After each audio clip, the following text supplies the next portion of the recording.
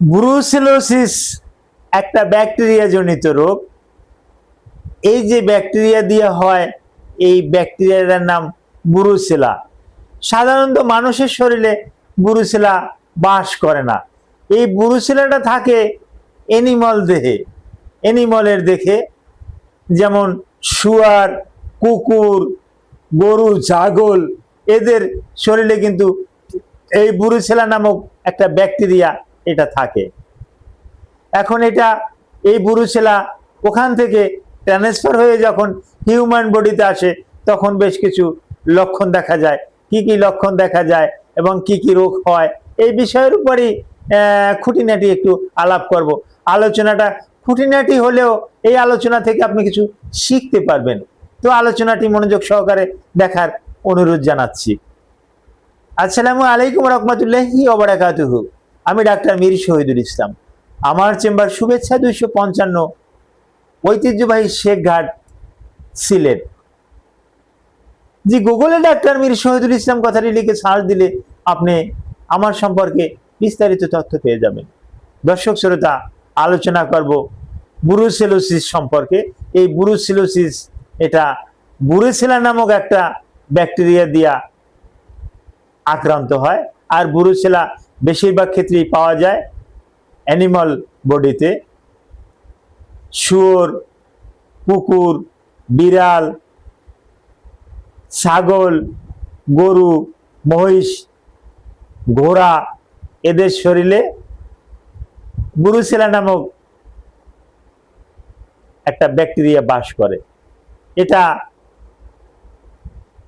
মানুষের শরীরে কিভাবে রূপান্তরিত হয়? আমরা বলি পাস্তুরিত দুধ খাবেন।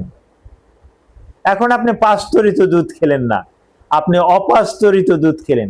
এখন অপাস্তুরিত দুধ খেলে অপাস্তুরিত দুধের ভিতরে তো ব্রুসেলা বাস করে।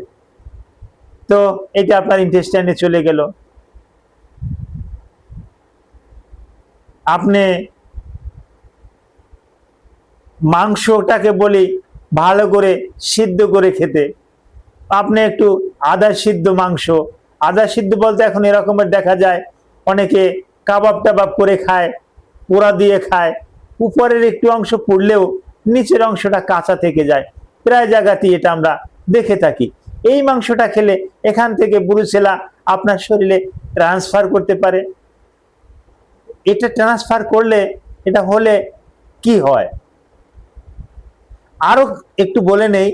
যে সমস্ত আরো কারণে ট্রান্সফার হয়, তার ভিতরে আরেকটা কারণ হলো, যদি আপনি এই গবাদি পশুকে লালন পালন করেন, ওর শ্বাস প্রশ্বাস যদি আপনার শ্বাস প্রশ্বাসে চলে যায়, হ্যাঁ, ওর কাছাকাছি থাকেন, গোয়াল ঘরের কাছে থাকেন, তারপর যারা কসাইয়ের কাজ করে, গরু জব দেয়, তারা ওই গরুর রক্ত থেকেও কিন্তু, ছাগলের রক্ত থেকেও কিন্তু এই ব্রুসেলা ভাইরাসটা কিন্তু অটোমেটিক্যালি ট্রান্সফার হতে পারে।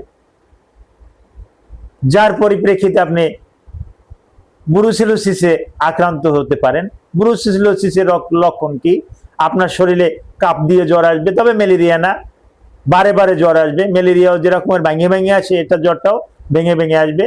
এই মাথা ব্যথা করবে, জয়েন্টে জয়েন্টে বেদনা করবে, শরীরে ঘাম দিবে, শরীরটা দুর্বল লাগবে, যথাসময় চিকিৎসা না করলে অতি দুর্বল লাগবে, আর্থ্রাইটিসে রূপ নিতে পারে। আর এই ব্রুসেলোসিস থেকে স্কিনে কিছু লাল লাল দাগ দেখা যায়, স্কিনটা লাল হয়ে যায়, তবে অ্যানথ্রাক্সের মতন না, লাল লাল গোটা গোটা র্যাশ দেখা যায়, র্যাশে চুলকায়।